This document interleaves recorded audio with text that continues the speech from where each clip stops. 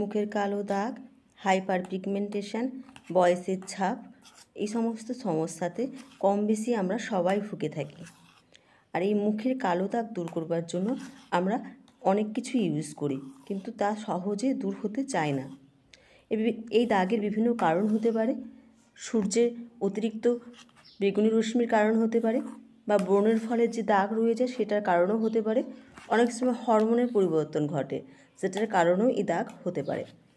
আর আজকে তোমাদেরকে দেখাবো এই দাগ তোমরা ঘরোয়া উপায়ে কিভাবে দূর করবে।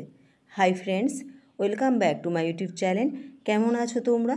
আশা করবো সবাই ভালো আছো এবং সুস্থ আছো, আর আগের থেকে নিজের অনেক অনেক বেশি খেয়াল রাখছো। প্যাকটা তৈরি করতে লাগবে দুটো ছোট ছোট সিদ্ধ আলু। আলুগুলোকে আমি সেদ্ধ করে নিয়েছি, তোমরাও সেদ্ধ করে নেবে। আলুতে রয়েছে প্রচুর পরিমাণে কার্বোহাইড্রেট, ভিটামিন এবং খনিজ পদার্থ, যা ত্বককে উজ্জ্বল করে তুলতে, ত্বকের সমস্ত দাগ ছোপ দূর করে তুলতে, ত্বকের বলিরেখা দূর করতে, এছাড়া হাইপার পিগমেন্টেশন বা গাঢ় দাগ দূর করতেও সাহায্য করে এই আলু। লাগবে 2 চামচের মতো টক দই।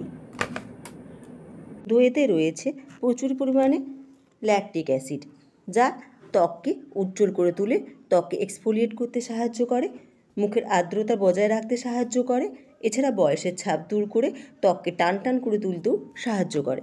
এবার এই দুটো উপকরণ মিশিয়ে ভালো করে ব্লেন্ড করে নিয়ে আসবো।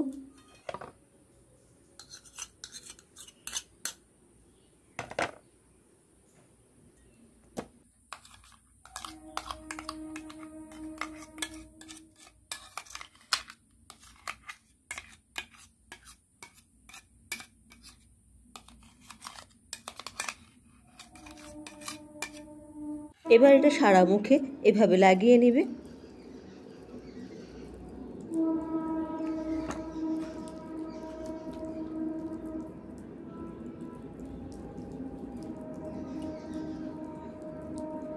এটাকে 15 মিনিটের মতো রাখবে।